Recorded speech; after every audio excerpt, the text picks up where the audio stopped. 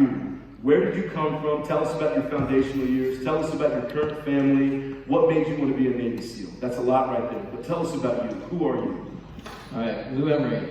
As a kid growing up in Maine, parents, great upbringing. They focused everything of their energy onto me and my three brothers.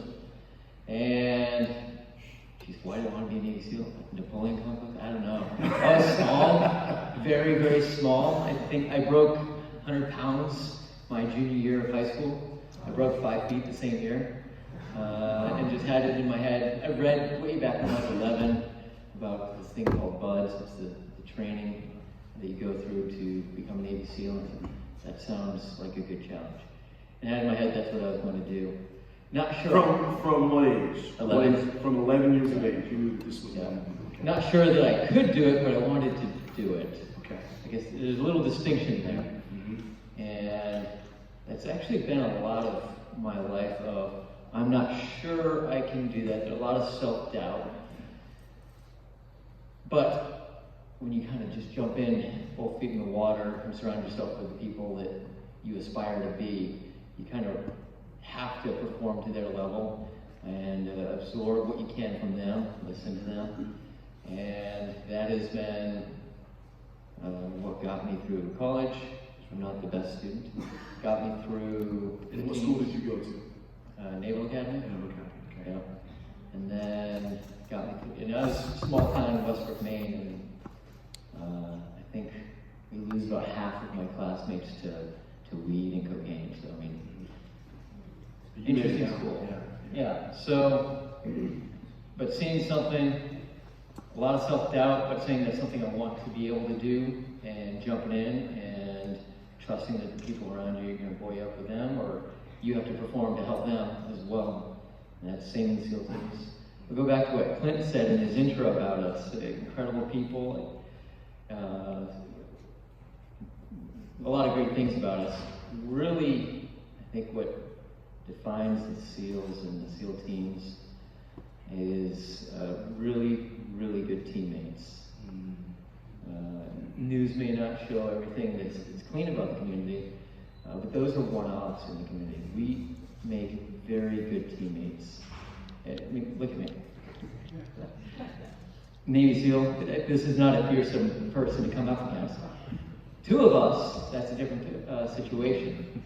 And that's what really drives me about the community and inspired me about the community. And so that's the SEALs. Now, wife, 2 kids, 7 and 5. A couple years ago, came to a realization, come to Jesus moment, if you will, that I needed to do something in my life that was different so I could balance the teams, balance the family, and realized after a couple years that wasn't working and the family was still just marginalized. So hence the getting out of the Navy and going in the reserves, kind of keeping a little bit of a lifeblood in there, but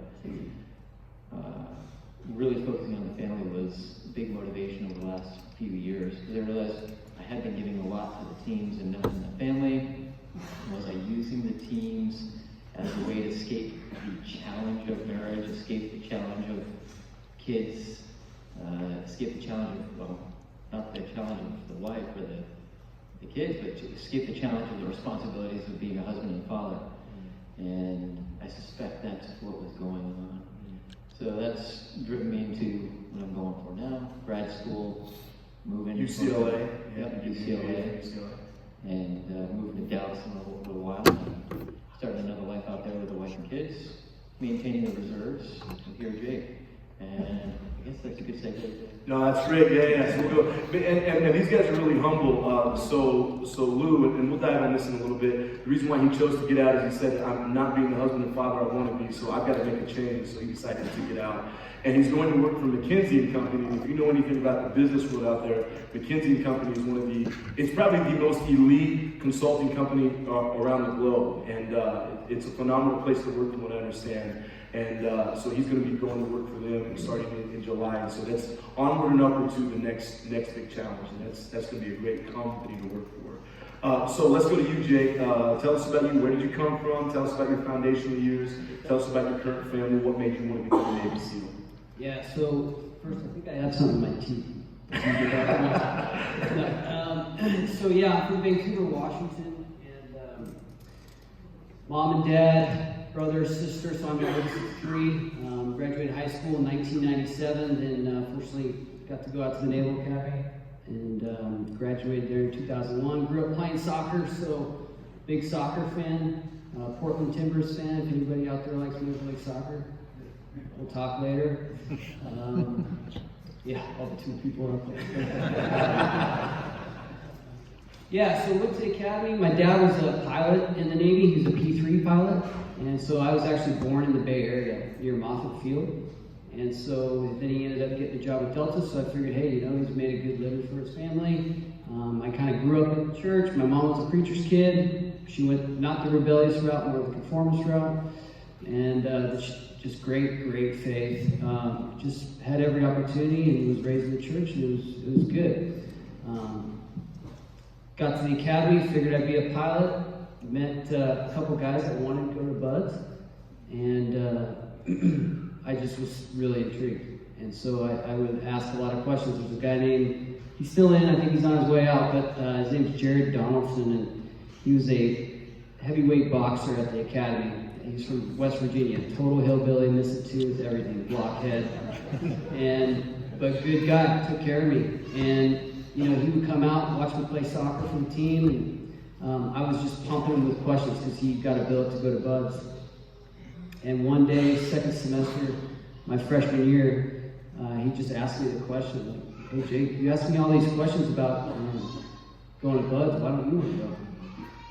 Or why don't you give it a shot? And I had never even thought that it was something that I could actually accomplish. And so just a little bit of that belief kind of sparked within me, and then, ultimately here I am today, following that path, which has been incredible.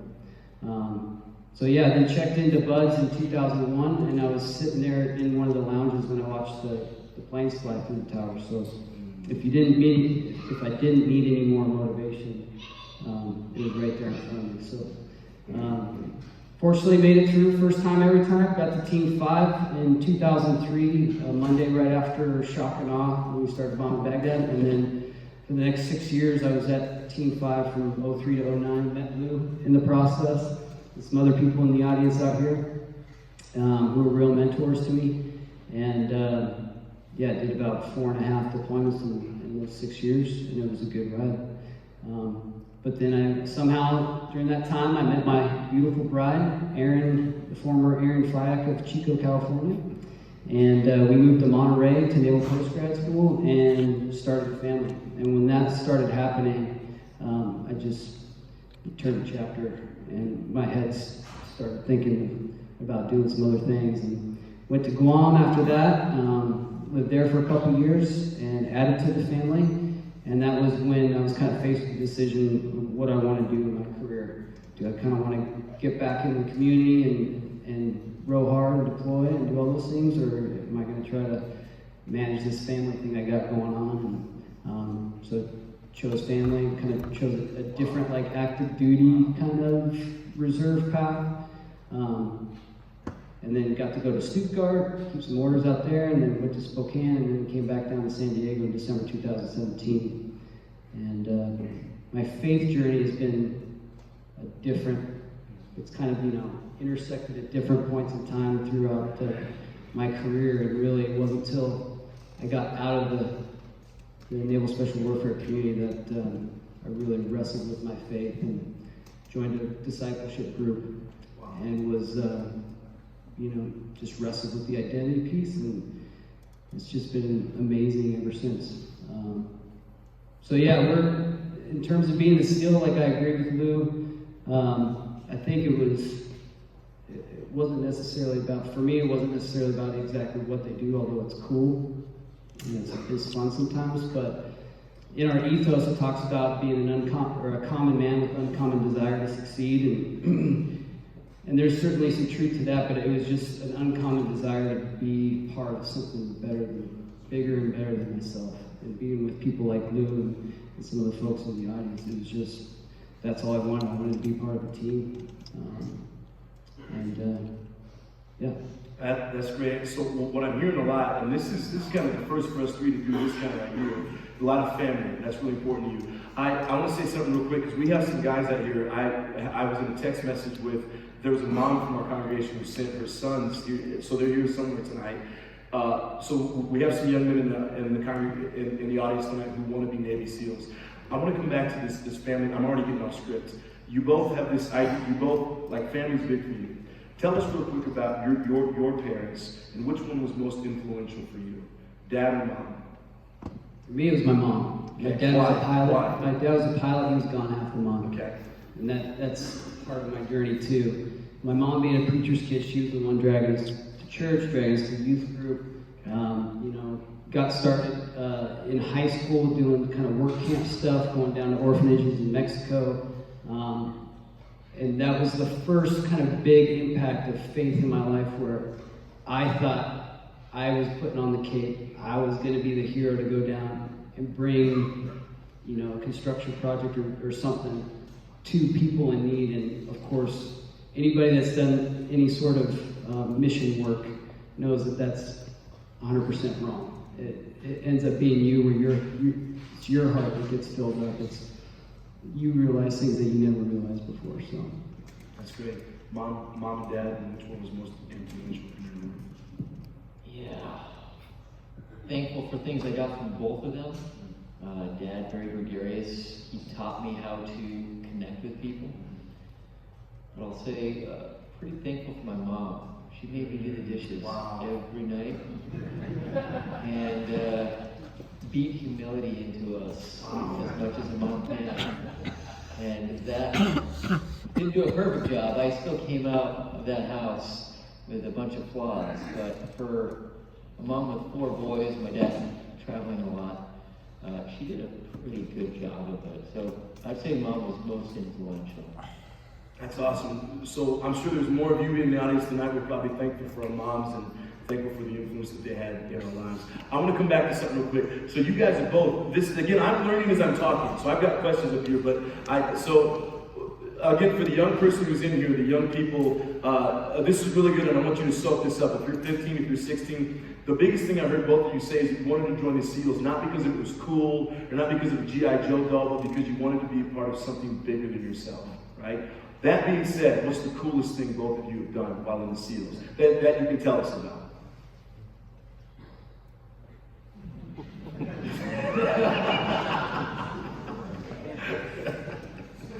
Or something you shouldn't tell us about. Just a little bit of a shout out to someone else in the room here. I guess I'll say when I was, I had just got out of BUD/S, I had just checked in at Team 5, and in terms of a long list of good advice that I've gotten in terms of being that junior officer and getting in the back pocket of that senior enlisted leader.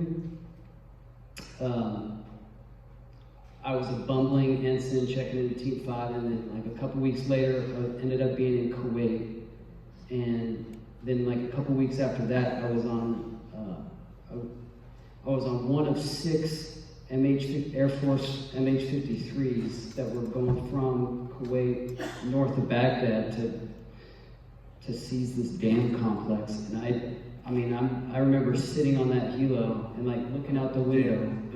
A dam complex. Not the dam complex. Okay. Yeah, like the fish runs into the Walsall Dam.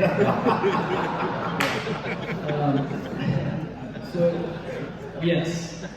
And I just remember thinking, like, I cannot believe I'm here. Like, I'm with these heroes, and I'm here. I don't understand really how I got here, and it was just incredible. It's been an incredible experience to just serve with heroes. And there was an admiral of Naval Special Warfare that used to say that a lot, and I think that's pretty accurate. It's just a humbling experience to serve with these guys. Wow, that's huge. Coolest thing you've ever done. Yeah, I like juxtapositions, things that don't make sense when you're looking at it from outside or when you're listening to it. So we were in Yemen, and we were driving along in our armored trucks.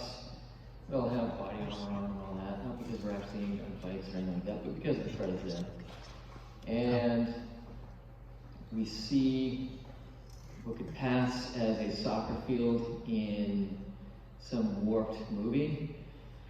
It's all dirt with rock, and the posts were basically rock cairns, and there's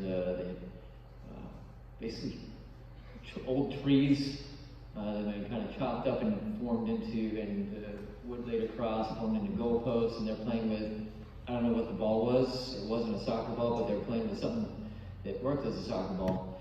And we decided, I had a former pro soccer player in my platoon, and I turned and said, hey, do you want to stop and play? And he said, yes. So, the platoon of Navy SEALs stops in the middle of this trip back up from the coast up to where we're going, daytime, and a few guys, the drivers stay in the trucks, a few of us kind of pulled out our security, and 5 of us went and played soccer for 20 minutes with these kids. And it was just such a mind blow to be playing with, like, they took us for granted. All right, cool, some dudes want to play soccer. And no issues, had a lot of fun. I don't know what the hell they were saying to us. I mean, they beat us. But it was really bizarre experience, that juxtaposition of guys all kitted up, playing soccer with these little kids in a barren land. Really serious. And there's a bunch of little experiences like that that always are what first come to mind for me.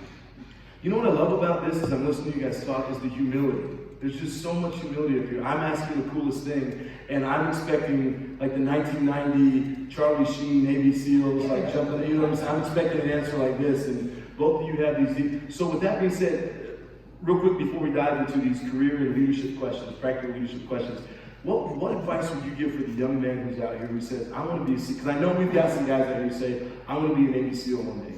What would you tell them that they should start thinking about doing now? What should their mindset be even now for that future goal?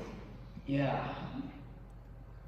So everyone will have their own reason that gets them to buds. And I'd say it's almost guaranteed that will not be the reason that gets you through buds. Wow.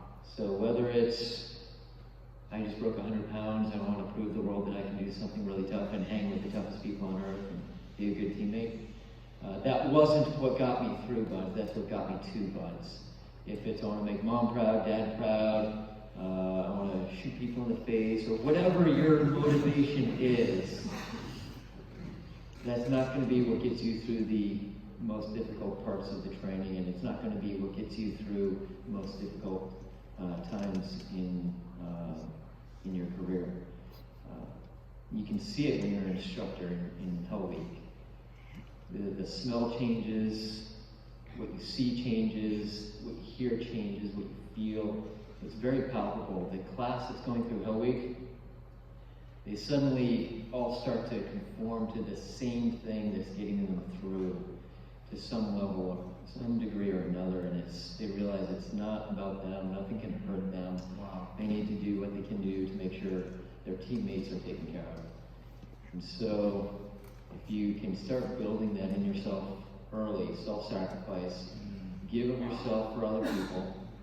I mean, we're in a place that weekly is celebrating that gave of himself for other people. That's an extreme that I don't think most people can ever achieve.